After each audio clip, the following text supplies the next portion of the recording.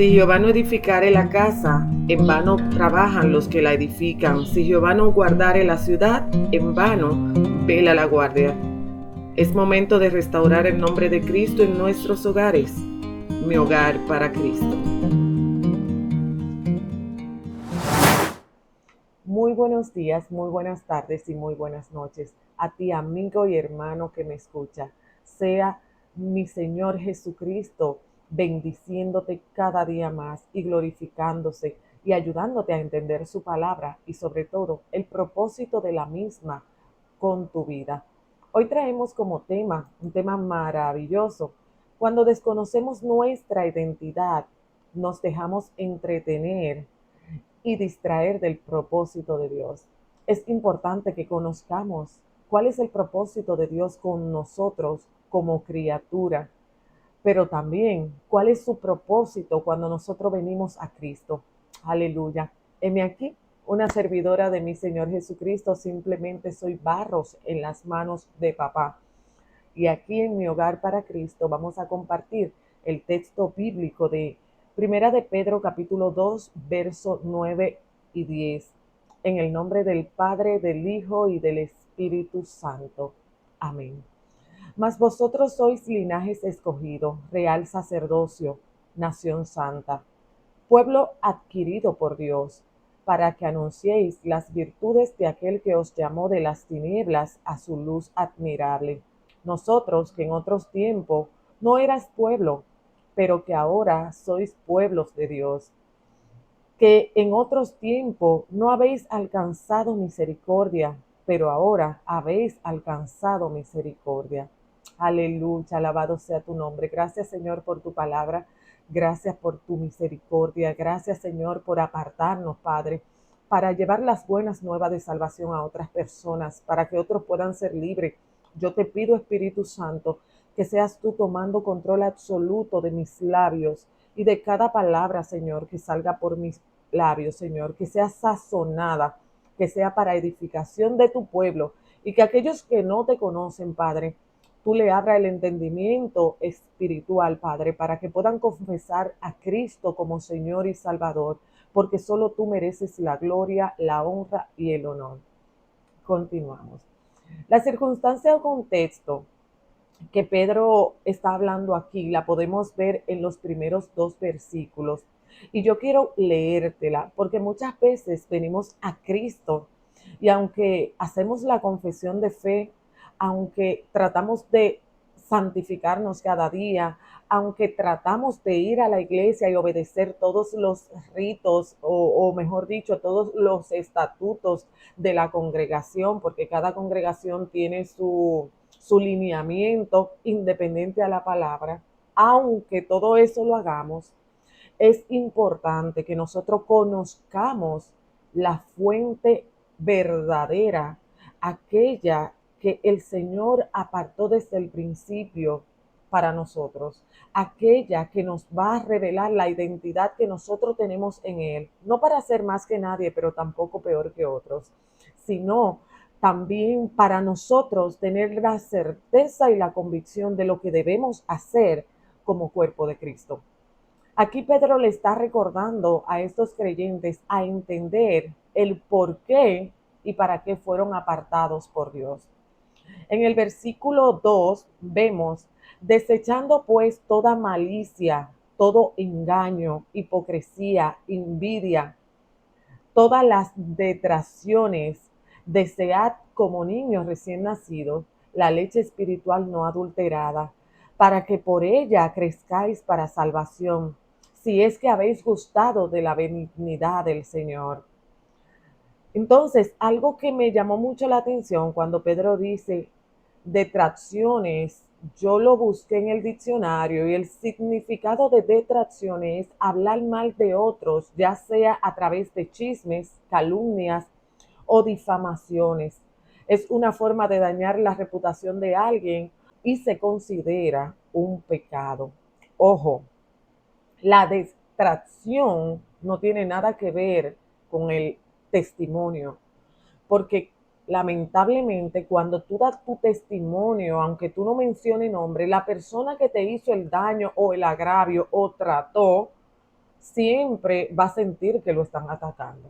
Ahora, si usted quiere que el otro dé un buen testimonio de usted, a usted, hermano que me escucha, y usted quiere que lo vean siempre favorecido, comience a tratar a los hermanos como Cristo dice en su palabra. Entonces, continuamos. Pero en el mismo capítulo, en el verso 4 y 8, Pedro nos habla de la piedra que sostiene la iglesia, la columna de la iglesia, que es Cristo, el sacerdocio eterno y por el cual nosotros somos llamados real sacerdocio. Yo quiero que nosotros podamos entender lo que significa ser real sacerdocio, porque muchas veces no sabemos la identidad que Dios nos ha dado cuando nosotros venimos a Cristo. Nosotros no somos cualquier cosa, nosotros somos real sacerdocio. Y antes de, yo quiero que veamos la diferencia del real sacerdocio actual, que somos nosotros, a la diferencia del real sacerdocio o del sacerdote en el Antiguo Testamento. Como era en el Antiguo Testamento, el origen debía ser de la familia de Aarón, de la tribu de Leví.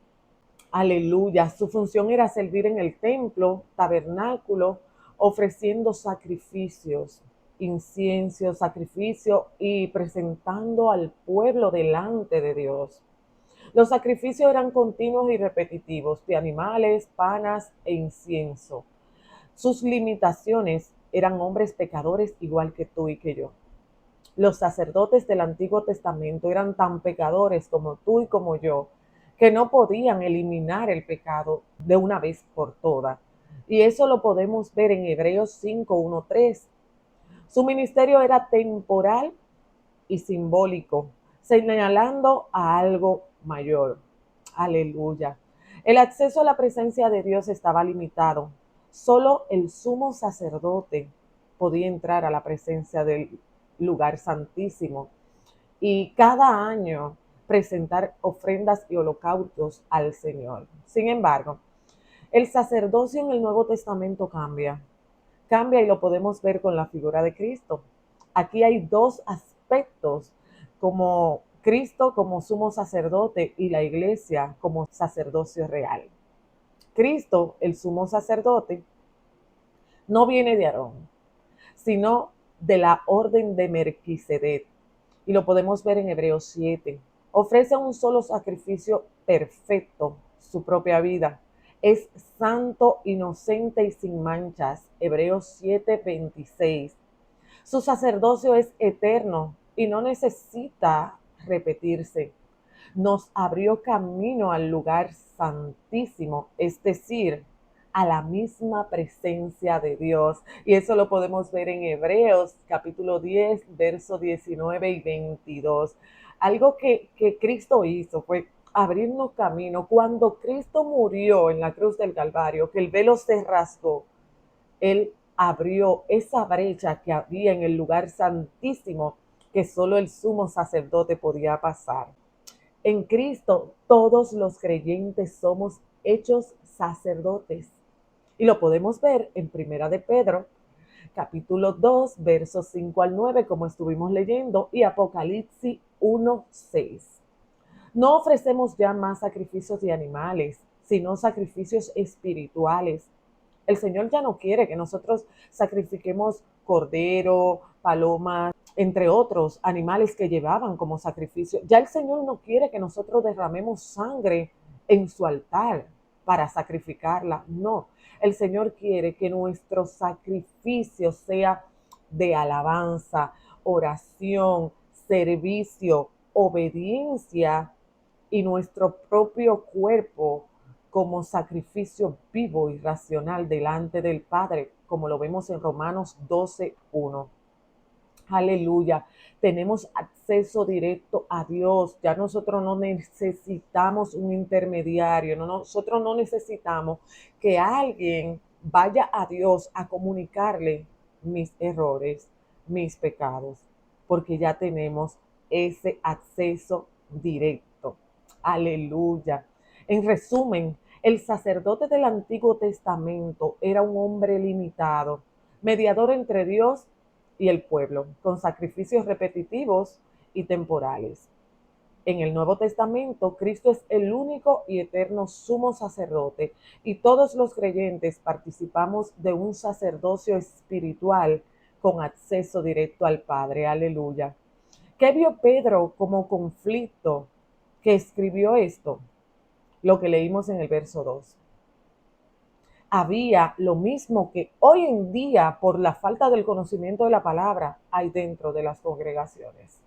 Las malas costumbres del mundo las hemos traído a la iglesia, y si vemos en el verso 1 y en el verso 2, vemos entonces a Pedro hablando sobre la envidia, sobre las acusaciones, sobre las persecuciones, porque aún no hemos entendido lo que somos en el Señor. Cuando tú entiendes la posición que tú tienes en el Señor, tú no quieres el ministerio de otros. Tú no te limitas a servir al Señor, porque el servicio del que habla aquí, Primera de Pedro, verso 9-11, es un servicio general. No es para una persona X o Y. No. Ese servicio es para todos los que creen en Jesucristo y se han hecho real sacerdocio porque pertenecen a Cristo. Ese servicio general no tiene que ser competitivo, al contrario, tenemos que aprender a ayudarnos unos a otros. Y no solamente el servicio general, sino también todo lo que el Señor nos manda o nos ponga a hacer en su congregación. Debemos hacerlo con amor como para el Señor, recordando que nuestra recompensa no viene de hombre, sino de Dios. Nuestra recompensa no es terrenal, que se para, no, nuestra recompensa es eterna. Algo que muchas veces nosotros malinterpretamos o creemos, y hace poco me pasó. Yo sirvo en todo, donde haya oportunidad de servir, yo sirvo, porque es que mi, mi servicio al Señor, mi servicio a mi Padre, que ha hecho demasiado conmigo y en mí, no se puede limitar a un espacio ni a un lugar. O sea, yo sirvo al Señor caminando en las calles, yo sirvo al Señor cuando estoy en el Londres, yo sirvo al Señor donde quiera que estoy, porque no se trata de ser cristiano dentro de la iglesia. Muchas veces queremos servir al Señor mientras estamos en el púlpito. Ese no es el único lugar para servir al Señor. O si no, hacemos las cosas creyendo que haciéndola es para crecer y estar más cerca de los líderes. Algo que desde siempre, y mis líderes que ven este mensaje de Santo Domingo, cuando yo estaba allá, es que nunca he servido para ser vista, pero el Señor le ha placido, porque aún estar aquí en este canal, aún estar aquí, llevar el mensaje, aún estar en imágenes, es haciéndolo para Dios y por la gloria de Dios. Hubo una persona que se me acerca y me dice hace un tiempo atrás, wow, pero ya tú estás ascendiendo porque ahora te pusieron como secretaria, y yo me quedé pasmada porque es en un lugar de servicio de la iglesia. Y yo me quedé así, ¿cómo así? No, porque ya mira, te puse, y yo le respondí a sí mismo, con todo el amor de Cristo. Le dije, no, está equivocado, porque yo no es esto lo que busco. Te digo por qué, porque a mí no ni me interesa, mejor dicho, estar en un lugar de servicio que yo no tenga acceso a las personas. Porque aunque hay que hacer todo, y tanto sirve el que está detrás de cámara, como el que está digitando, como el que está haciendo las luces, las programaciones, todos sirven. Pero para mí el servicio más gratificante, eso es para mí, es face to face, es cara a cara, poder ver a la persona, poder decirle Dios te bendiga, poder abrazar cuando es necesario, poder dar testimonio, porque hay testimonio que yo por aquí no lo doy porque son bien extensos y fuertes, pero tengo tantos testimonios de la maravillosa gloria de Dios en mi vida que me encanta compartirlo face to face. Cuando hago un servicio X o Y que requiere mi atención o requiere mi persona para hacerlo, no es con la intención de desmeritar el servicio de ir a limpiar el templo. Para nada. Porque el que sirve limpiando el templo, como el que sirve en el altar del templo, si sirven los dos con el corazón dispuesto a agradar a Dios, será recibido. Ahora, el que sirve en el altar y no tiene su corazón dispuesto a agradar al Padre eterno, de nada le sirve el servicio. Entonces, no es ser visto para servir, es tener una conciencia clara de quién nos llamó y qué somos en Cristo. Y la enseñanza de este pasaje bíblico es la identidad. La identidad del creyente es transformada por Dios. Ya no somos simplemente personas comunes, sino que somos parte del linaje especial de Dios, un reino de sacerdotes, una nación santa y un pueblo adquirido por Dios para santificarnos cada día. Eso es maravilloso.